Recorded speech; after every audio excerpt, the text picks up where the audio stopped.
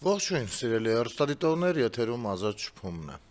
Նախ թույլ տվեք ասել, որ սա վերջին թողարկումն է, այնուհետև երկու շաբաթ արձակուրդ ենք լինելու, կվերադառնանք, եթե չեմ սխալվում, երկու շաբթին, երկու շաբաթ հետո ամսի 24-ն է ընկնում, ամսի 24-ից կվերադառնանք ու կշարունակենք մեր աշխատանքները, մեզ իրավունք ենք վերապահում, ձեր թույլտվությամբ մի փոքր մենք էլ հանգստանանք, այդ հանգիստը չի լինելու Հայաստանից դուրս, ցավոք սրտի այդ հնարավորությունները չունենք ընդդիմադիր որոշ գործիչների նման, լինելու եմ Հայաստանում, այնպես որ զուգահեռ իմ հասարակական գործունեությունը ծավալելու եմ, իմ անձնական էջով եթերներ լինելու են, բայց աշխատանքային գրաֆիկով մի փոքր հանգստանանք։ Իրև շնորհակալություն կանխավ ձեր համբերատարության համար, գանք ազգային ժողով դարձյալ, որովհետև դեռևս քննարկվում է Վարդևանյան Արամի հարցը, եւ ես որպես քաղաքացի կտրականապես դեմ եմ, որ նման անձնավորությունը տեղ գտնի ազգային ժողովի քաղաքական գործիչ անձնավորությունը տեղ գտնի ազգային ժողովի փոխնախագահի դիրքում, ես կարծում եմ, որ ընդդիմադիրների ցուցակում կան մարդիկ, որ որքան էլ տարաձայնություններ ունենանք եւ քաղաքական տարընկալումներ ու հակառակ փոխըմբռնումներ, միևնույնն է ավելի երևի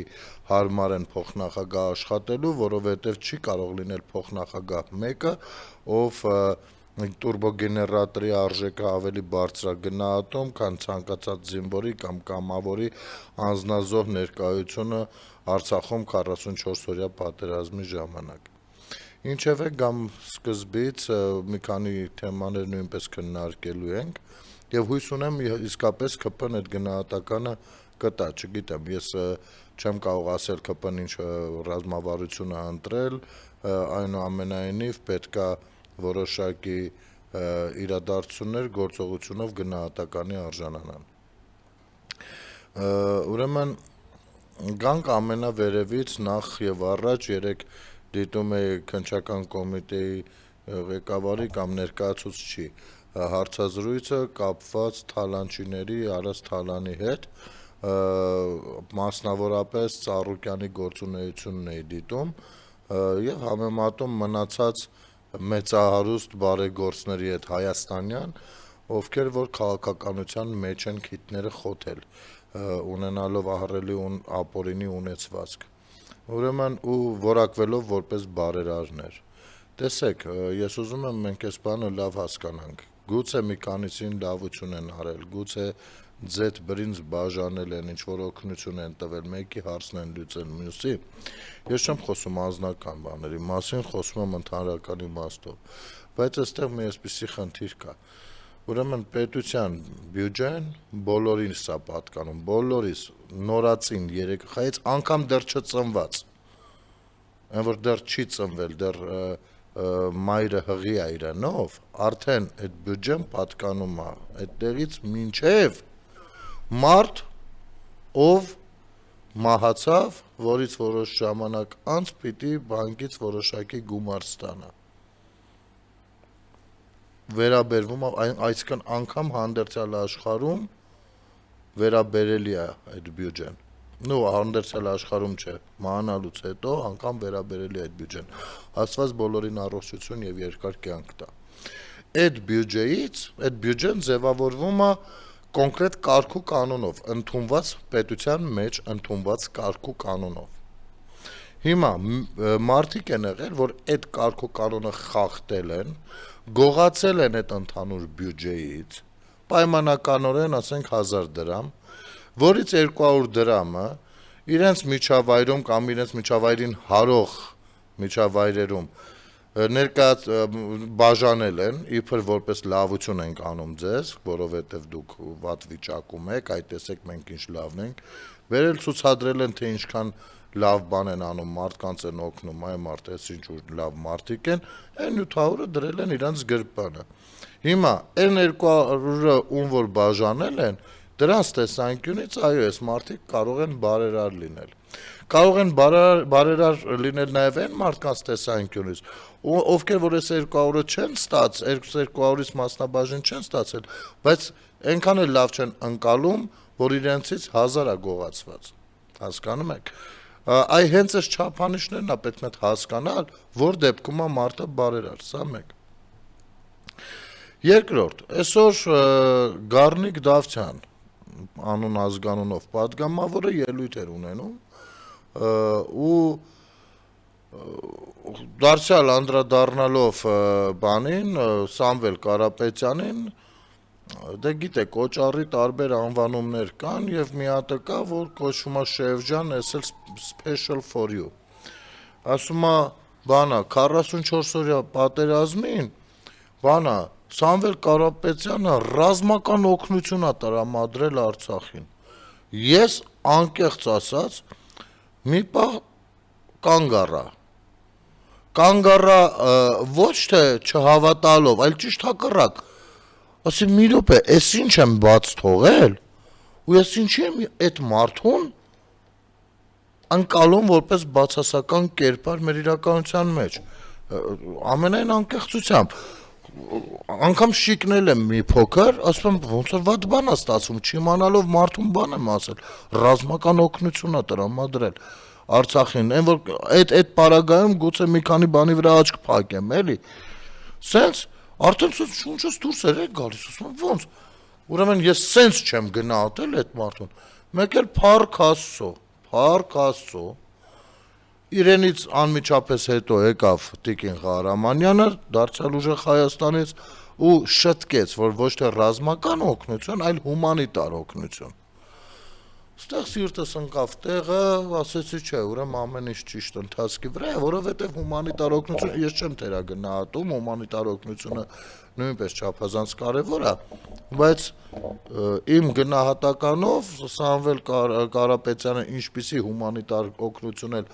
ուղարկած լինի Լեռնային Արցախ, ինձ համար դպրոցական չունևոր երեխայի բերած մի հատ կոնֆետը, որը հավաքվում էր դպրոցի բակում զինվորների համար, շատ ավելի թանկ է, պատիկներով թանկ է, քան եղած տեղից այդ մասնաբաժնը, բայց էլի գնահատում եմ, լավ, էդի չմտածեք էլի, որ թերա գնահատում եմ, չէ, բայց երբ որ խոսում ենք սենց բաներից, գիտեք ինչ, ես պատերազմից հետո էր, երբ որ որոշակի գործունեություն էի նմանատիպ փորձում կարգավորել, ինչը շատ դժվար էր, որովհետև պատերազմից հետո մեծ հիասթափություններ կային ու այդ ֆոնին մարդկանց դիմել, որ մեր տղերքը կամավորների մասով հատկապես բավականին ծանրագույն վիճակում են, աջակցություն է պետք, էս ինչ կամ այն ինչ բանի տեսքով, դե գիտեք, բյուրոկրատիան շատ բարդ բան է, մինչև իրականացնեն, մարդիկ նախ ռեալ կանգնած են ու այնպիսի մարդիկ են որպես կանոն հիմնականում փառք ու պատիվ բոլորին Հայաստանից մինչև Միացյալ Նահանգներ ու Ավստրալիա, բայց երբեմն այնպիսի մարդիկ էին բերում իրենց ընկալած օգնությունը, հա, աջակցությունը, որ ես առաջին վարկյանին, իմ ռեակցիան առաջին վարկյանի կարող էր ներ հետևյալը, եթե բարձրաձայն ուզեի խոսեի, էլի, կասեի, տո մեկը լինի ձեզ աջակցի, էլի, հասկանում եք, այ ես սենց, այն որ տեսնում ես չեղած տեղից, հաշմանդամ աղջիկը, հաշմանդամություն ունեցող կինը, խնդրել է, որ հնարավորության դեպքում մոտենամ իրենց հասցեով, որովհետև ինքը չի կարող դուրս գալ, եւ իր հաշմանդամության թոշակից, որը շատ ցածր էր, գիտեք, հիմա էլ նես չի, որ բարձր է, որոշակի գնումներ էր խնդրել բակից իրականացել, ես գնացել դա էլ եմ վերցրել, որովհետև այո, այդ պարագայում առաջնային կամավորներն էին ու ես կարողանում էի դրսևորել զգացմունքային առումով շատ բարդ էր իմիջիայլոց կարգավորել, եթե գիտեք դա տենց հեշտ բանա սխալվում եք, որովհետև ասենք որն է ճիշտ էլի հաշմանդամից վերցնել,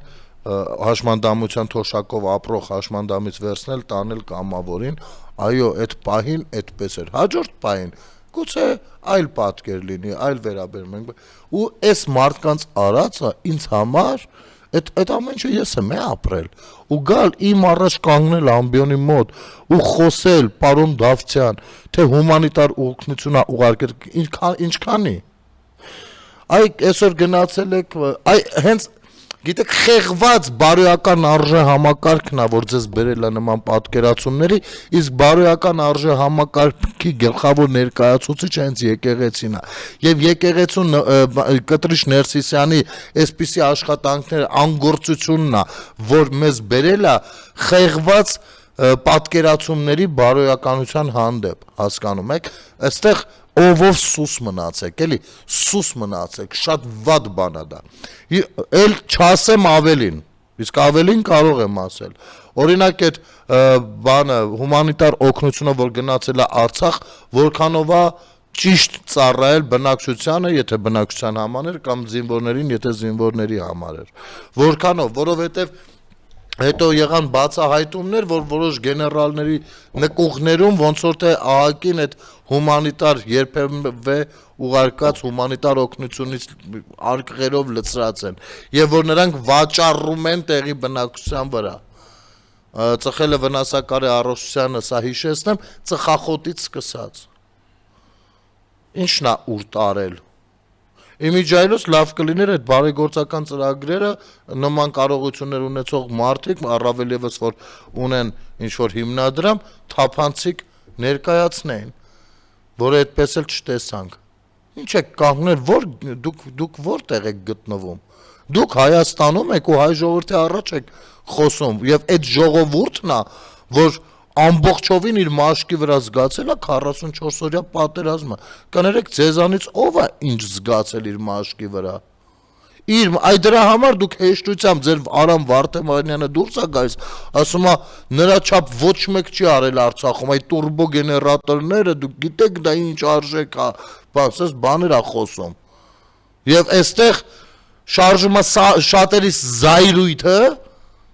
եւ ուզում ենք հասկանանք, Փաստորեն Վարդեվանյանի կոչը, որպես քաղաքական գործիչ, հետևյալն է. ժողովուրդ մատերիալից տեղեք, մատերիալը գնահատեք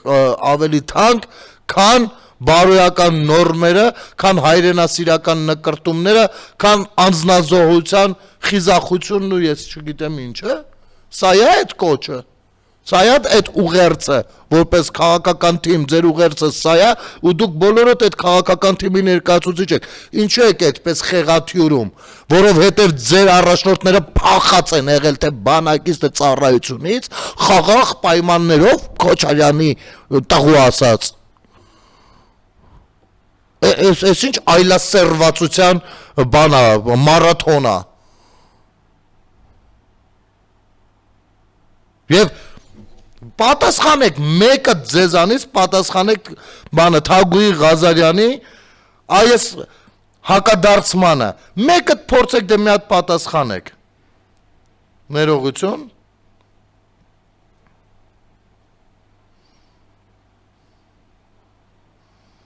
Եվ նա արձագանքեց դրան հետևյալ կերպ, ելույթի վերջին հատվածն եմ դնում, ու մեկը գնացեք արձագանքեք դե։ Որովհետև մենք փող չունենք, իմ ընտանիքը փող չունի, որ տար Ղարաբաղին, իսկապես իմ աշխատավարձով է ապրում իմ ընտանիքը,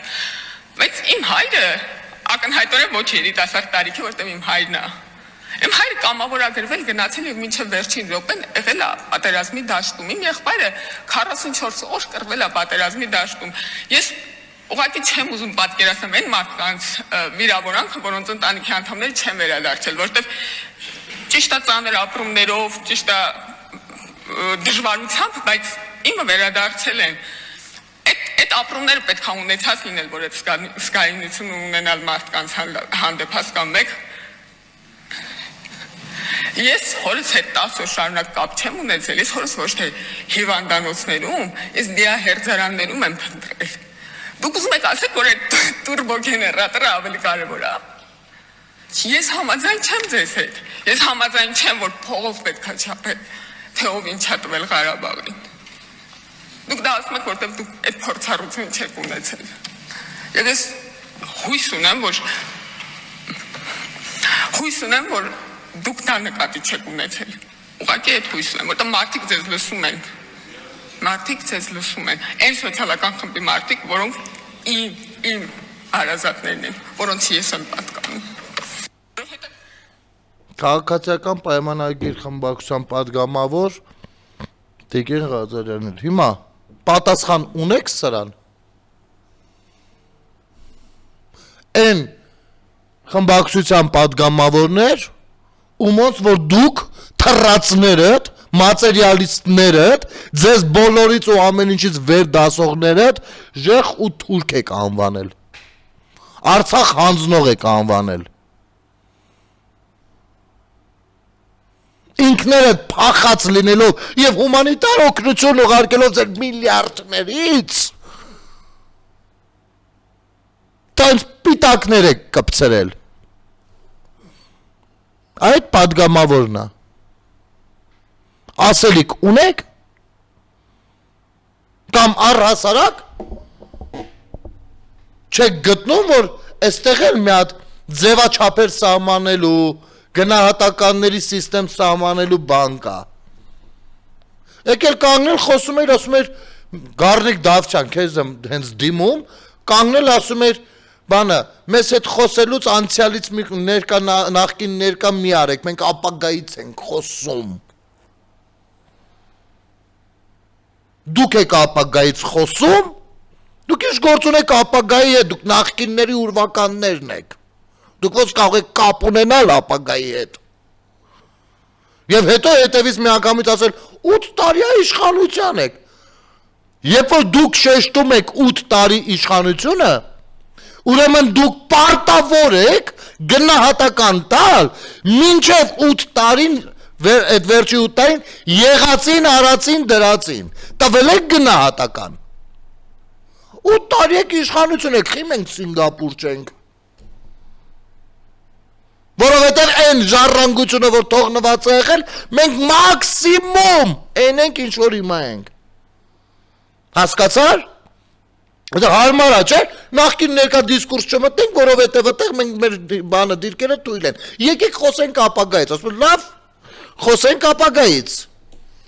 Նոր ընտրվել է ազգային ժողովը, նոր կառավարությունը ձևավորվել է, որն է ձեր զրոյական կետը, որտեղից եք սկսելու հաշվարկ անել։ 8 տարվա հեռավորությունից, հենց խոսենք 8 տարից, ուրեմն պիտի խոսենք նաև մինչև 8 տարին,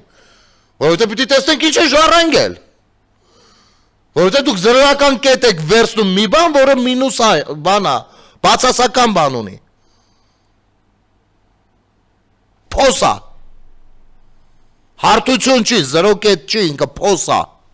ճկված է, և եթե անգամ վերցնում եք այդ 8 տարին այդ ճկվածությամբ, զրոյական կետ, այո, այնտեղ նույնպես կարող եք վերցնել։ Ուրեմն գնահատական տվեք հələ այս 8 տարվա արած դրածին։ Ու ինչի է պիտի համեմատվի դա։ Ինչի։ Այս 8 տարին ինչի է պիտի համեմատվի։ Գուցե նախորդ 8 տարիներին։ Որովհետև պարզապես չի կարող համեմատվել ապագայի 8 տարիների հետ։ Թե այս տրամաբանությունը ձեր մոտ չի աշխատում, ինչ որ կնոպկով անջատած է։ Թե որովհետև 5 հատ տող էիք անգիրարել, այս ինչը Թուրքիայում է սովորել, այս ինչը Կանտովկեն ուշադիր չի եղել, այս ինչը սենց են ինչ ունեց, եկաք պատասխանները հենց առաջին նիստում ստացեք, վերջացավ։ Ձեր քաղաքական միտքը, պատկերացումները, լրիվ ցնդեցին, վերջ, հիմա պրծին, բա հիմա ինչ պիտի անենք, չգիտեմ ինչ պիտի անենք, ձեզով էր ասում կեղծիկի շուրջ գեներացվեիք, ձեզով էր ասում կեղծ օրակարգեր ընտրեիք, սպարվեցիք արդեն, ընդամենը 4-րդ օրն է, արդեն սպարվեցիք, որպես նոր ներկայացու, ասում ենք լավ, նոր ուժ է, elə մի քիչ ավել կասեն, մի քիչ պակաս, միջև դասավորվեն, էլի, կարող դեռ, չգիտեմ, էլի, նայում ես արդեն սոց մեկ էլ լոնքեր են անում ինչ-որ, ու միատել այդտեղ մեղավորներ են պնդում, էդ հանգստացեք, կգնաս ու տես բան է, դու մի մատերիալիստ էլ դու ես, Գառնիկ Դավթյան, սրանով չի վերջանում, սրանով սկսվում է մեկ այլ խոսակցություն, եկեղեցու թեմայով, նու այստեղ մի քիչ տարածվելու ենք, թույլ տվեք կարճ դադարից հետո դա անել, կարճ դադար մեր եթերում։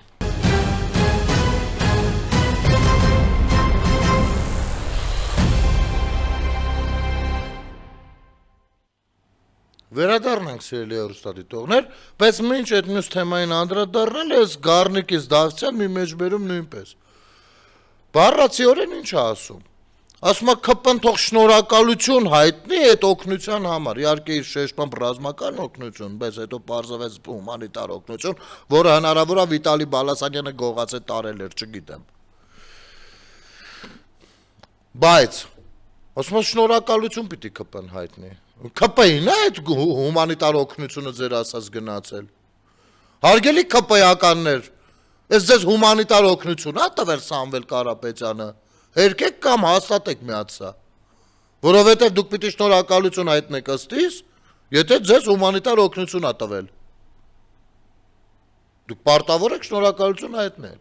Իսկ եթե այդպես չի, պիտի մի հատ նորմալ դրան ցույց տաք, թե օրինակ խեցգետինները որտեղ են գիշերում։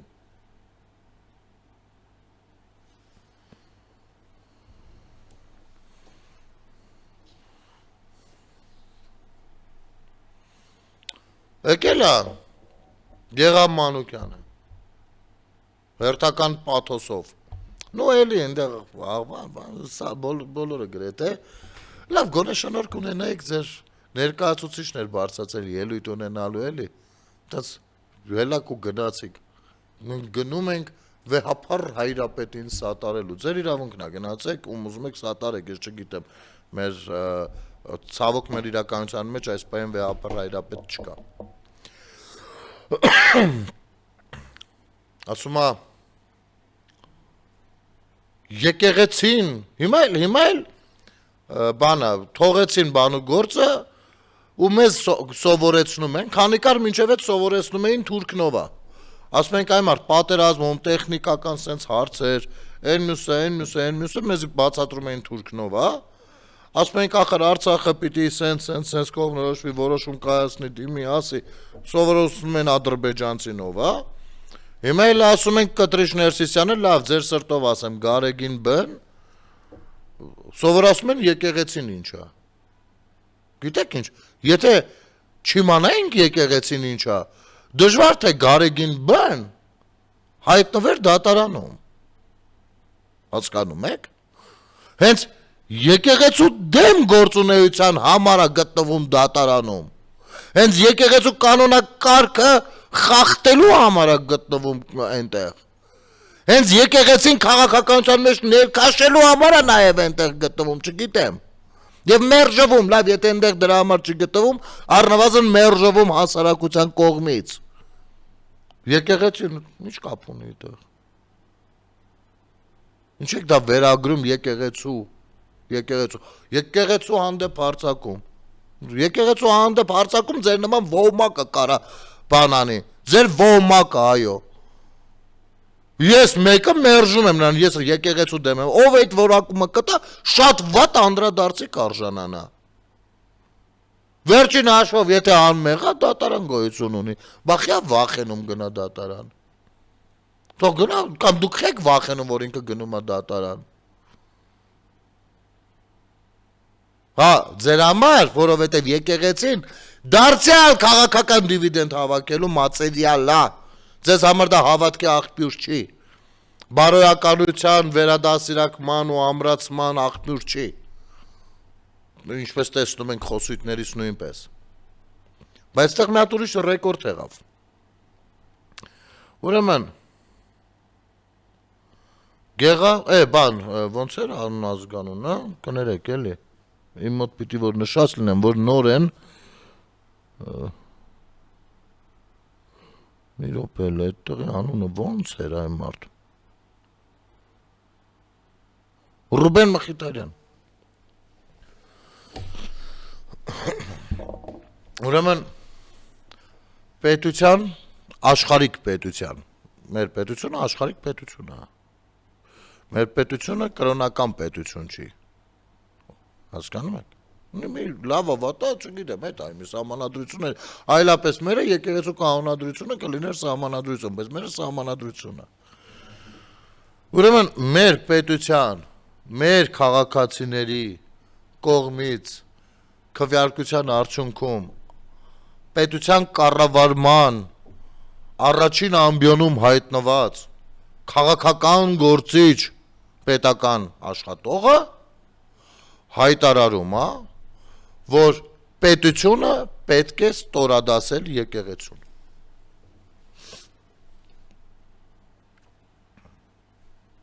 Ես ոչ մի բան չեմ չափազանցնում։ Հայտարարում է, որ եկեղեցին վեր է պետությունից։ Եկեղեցու շահերը վեր են պետական շահերից, դա այդպես է ստացվում։ Գիտեք, տեսեք, հավատացյալ մարդկանց համար գուցե նման պատկերացում լինի։ Ոչինչ։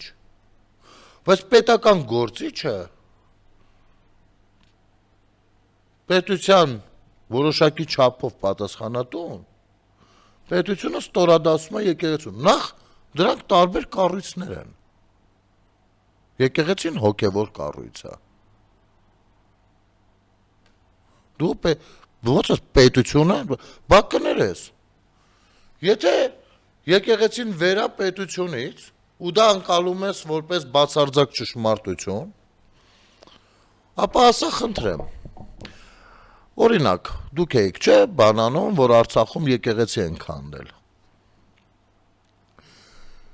Ինչի արդյունքում են քանդել այդ եկեղեցին։ Արցախի տարածքում հայկական պետականության բացակայության արդյունքում։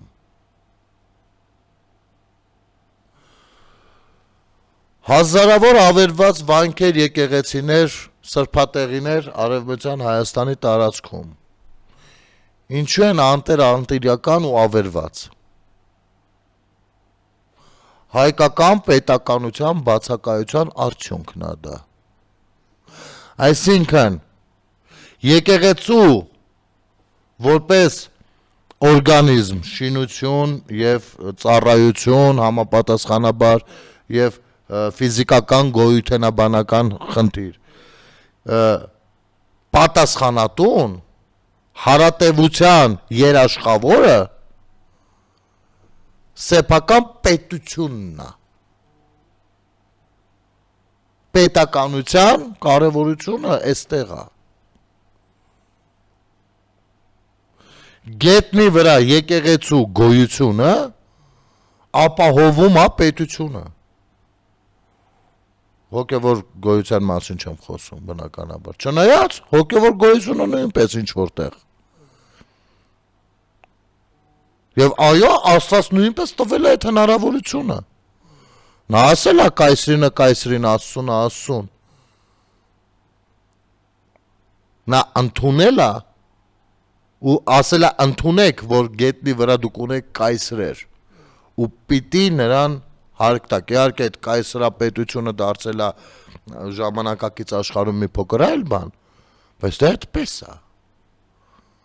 Թե բացարձակ ճշմարտություն հանդիսացող Աստվածաշնչի հետ խնդիրներ ունեք։ Գուցե ես եմ սխալ մեկնաբանում, սխալ եմ հասկացել, չգիտեմ։ Ես առանձնապես չեմ փայլում աստվածաբանական իմ գիտելիքներով։ Գուցե ես եմ սխալ ընկալել։ Եթե այդպես է, եկեք քննարկենք։ Պարոն Ռուբեն Մխիթարյան, որպես իմ պետության ընդդիմադիր падգամավոր, ձեզ օգոստոսի 24-ից հետո իհարկե արձակուրդ ենք ցավոք սրտի գնում կամ ի ուրախություն ինձ հրավիրում եմ, սենց եթե կընդունեք, խնդրեմ ինչ-որ կերպ արձագանքեք, դրանից հետո թեկուզ ոչինչ, այստեղ մի երկու բառ փոխանակ ենք դրա մասին, բաց սիրուն ազատ շփվենք, սա ազատ շփում հաղորդումն է, փոդքասթային մակարդակի անգամ անհրաժեշտություն չկա, որ դուք գաք կոստյումով եւ փողկապով, ասեմ ավելի լավ ազատ հագուստով գաք, որովհետեւ ազատ շփվելու են քաղաքացիներին հասանելի խոսքով։ Դուք ո՞նց կարող եք այդպես մտածել, էլի։ Չէ, շատ գեղեցիկ է հնչում եւ աստվածային խորհրդավորություն կա ձեր խոսքի մեջ։ Բայց կներեք, դուք ընտրված падգամավոր եք պետության ճակատագրով պիտի բանանեք։ Որտեղ որ իմիջիալոց գոյություն ունի սահմանադրությունը, սահմանադրական կարգի երաշխավոր եք անգամ։ Հասկանում եք։ Դուք նշանակված չեք եւ բանով չեք, կապայով չեք, դուք կոստյումով եք, դուք պետական ինստիտուտ եք ներկայացնում, ոնց կարող ես պետական ինստիտուտի առաջնային շենքում ասես, որ այդ ինստիտուտի գործունեությունը աստվածաշնչով է ծավալվում, ոնց, հա, տենց բաներ խոսելը, կարա ինչ-որ սենց զգացմունքայնություն ապահովի, բայց բանականությունը, երբ որ դնում ես բանական գծերի վրա, մարդկային, բանականությունը չի թույլ տալիս, որ դա ընկալվի։ Սենց, սա վտանգավոր պատկերացումներ է, եկեղեցին, պետությունը ստորադասել եկեղեցուն, սա վտանգավոր, սա անվտանգային խնդիր է, սա պետության դերն ու նշանակությունը անարգելու յուրատեսակ կուլտուրական ձև է մի հատ։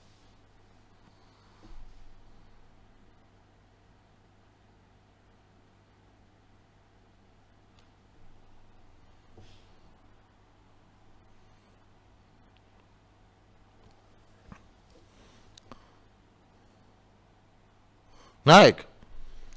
թույլ տվեք, քանի որ գրառում արել եմ այս թեմը, մի հատ էլ այս կարգով դիմել պատգամավորներին։ Ես խնդրում եմ, երբ որ խոսում ու նկարագրում եք Արամ Վարդևանյանի բեմական շարժումը,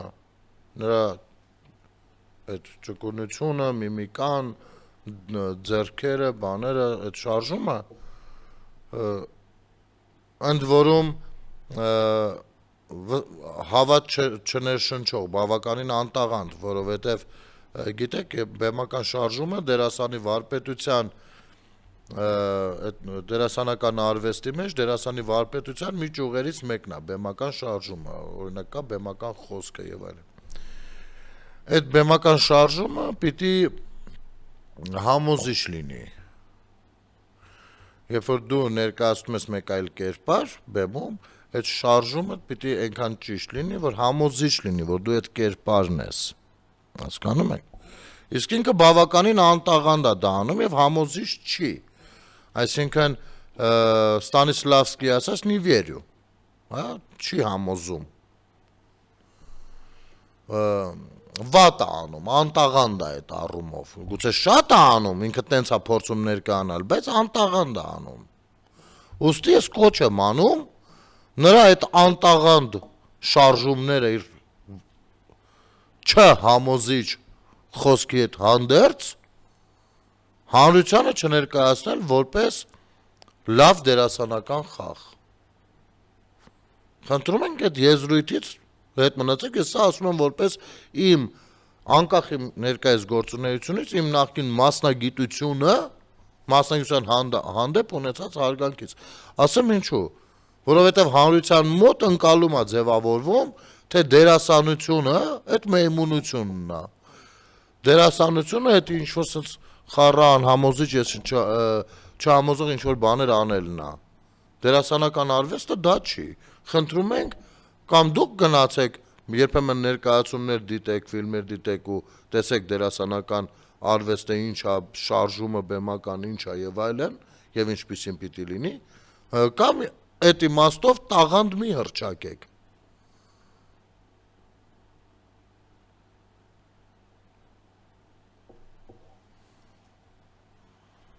Հիմա գնացել եկել են հայտարարություններ Դամասկոսի, Գերմանիայի, Իրաքի եւ Ռումինիայի հայոց թեմերի առաջնորդները մտահոգություն են հայտնել Գարեգին ամենայն հայոց կաթողիկոսի եւ սրբազանների դեմ նախաձեռնված դատական գործընթացի կապակցությամբ։ Դատական գործընթաց է, այդ ինչ է, վատ բան է։ Պետության, պետական իշխանություններից մեկը հրավիրել է իր մոտ, հասկանալու ինչ է կատարվում։ Եվ այն որ ազգային ժողովում օրինակներ էիք բերել, բա Հռոմի պապ, բան, սենց բաներ։ Նախ Հռոմի պապը հանդիսանում է պապերը, հանդիսանում են Վենետիկի նաև ղեկավարները եւ առհասարակ Վենետիկը բան է ինքը հոգևոր երկիր է, գաճաճ պետություն է, բայց այդպես է։ Իրա հռչակում է այդպիսինն է։ Եվ ասում եք, թե որևիցե մեկին չեն դատել, խափում եք։ Դատել են, ոչ չեն դատել։ Կարող չի նստել, մեզ դատվել է։ Դատական պրոցես եղել է։ Կամ կներեք, մեր եկեղեցին դատարաններում, ոչ միայն Հայաստանի, այլ մի շարք երկրներում նույնպես, դատարաններում գործեր ունի, որտեղ կողմ է հանդիսանում։ Այսինքն մշտապես մի դեպքում կարա եկեղեցին ներգրավվածություն ունենա դատարանում, եթե ինքը հայցվորն է, թե կարա ներգրավվածություն ունենա նաև, եթե ինքը պատասխանողն է։ Եվ կամ առհասարակ եկեղեցին ունի չէ իրավական հարցերով պատասխանատու կառույց։ Բա ինչի համար է դա։ Ինչի համար է։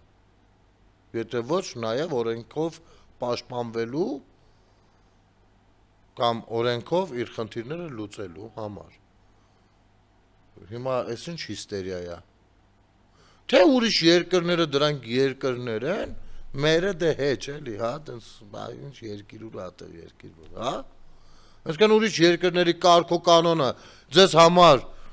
սրբագույն մի բան, հա, կարելի է ենթարկվել, որպես Հայաստանը պիտի այդպես չլիներ, հա։ Թե այստեղ արհեստական միջամտություն կա, որպեսզի դուք այդպիսինը լինեք։ Եվ գուցե վերջի հարցադրում ենք անել հարց չի, այլ ավելի հաստատում է ձեր գործունեությունը, որ այո դա այդպես է։ Կոչ ենք անում ՀՀ իշխանություններին առաջնորդվել բացառապես օրինականության սկզբունքներով։ Օրինականության սկզբունքը ով է սահմանում, դատարանը։ Ձեռնպահ մնալ այնպիսի քայլերից, որոնք կարող են վտանգել երկրի հոգևոր եւ հասարակական կայունությունը, ասված է հայտարարության մեջ։ Ուրեմն այս Դամասկոսի, Գերմանիայի, Իրաքի, Ռումինիայի եւ մնացած թեմերի առաջնորդներին ասեմ. մեր պետության ներսում հասարակական կայունությունը խաթարում է եւ խաթարել են Կտրիշ Ներսիսյանը Ավազանի անունով Գարեգին B կոչեցյալով ներկայանում է կաթողիկոս եւ մի քանի սրբազաններ, ովքեր որ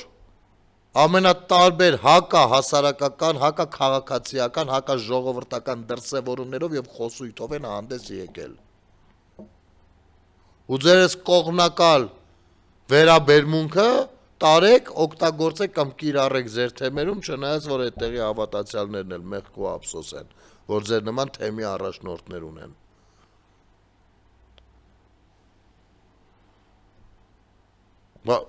Այսինքն մեր եկեղեցին ասում է, այս եկեղեցին չէ, կներեք, Դամասկոսի, Գերմանիայի, Իրաքի, Ռումինիայի ու էլի մի քանի թեմերի ղեկավարներ ասում են, որ գիտեք ինչ, եկեղեցում պետք է լինեն այնպիսի սպասավորներ ու այնպիսի սրբազաններ, ովքեր հարկ եղած դեպքում պատերազմի ժամանակ կոչ անեն ռազմական հեղաշրջում իրականացնել Հայաստանի Հանրապետությունում։ Ովքեր որ ասում են, կարա որևիցե մեկը անիծի, չգիտեմ ինչեր անի երկրի ղեկավարին։ Ու ինչ խոսում են, ամենաուժեղավորն է։ Առաջին անգամն է, որ նման բան է տեղի ունենում։ Ինչ անենք։ Քրիստոնեությունը, որ ընդունում եք, առաջի անգամը չէիք ընդունում։ Հիմա ինչ պետքա կանգնեին բաները, քրմերը ասեին, ոնց, առաջին անգամ ասես բան տեղի ունենում, որ ժողովուրդը իր կրոնը փոխում, հա։ Բաներ կա առաջի անգամ է տեղի ունենում։ Բա առաջի անգամ է նաև, որ մի հատ տեր կկանգնի կասի ռազմական հեղաշրջում արեք։ Հետո էլ կասի, հա, ասել եմ, մի հատ էլ եմ ասում։ Եվ առաջի անգամը, որ որևիցե մեկը հայկական պետականության դեմ է դուրս գալիս, անունը դնում է սրբազան շարժում, մասնակցում է քաղաքական պրոցեսներին, հրապարակային հայտարարելով, որ ինքը ունի կաթողիկոսի օրհնությունը այս հարցում։ Առաջի անգամ չէ՞ տենց բաները։ Ես մի բան գիտեմ, որ այն որ ասում են Աստծո առաջ բոլորը հավասար են, այս մասով էլ հավասարության բաներ պիտի լինի, էլի, իսկ միակողմանի դատողությունը կներեք մի քիչ հարիր չի իրան հարգող եկեղեցականին։ Ուղղակի սրանց մասին այնքան ենք խոսել, չգիտեմ, երևի կարիք կլինի թարմացնելու հիշողությունները, բայց այնուամենայնիվ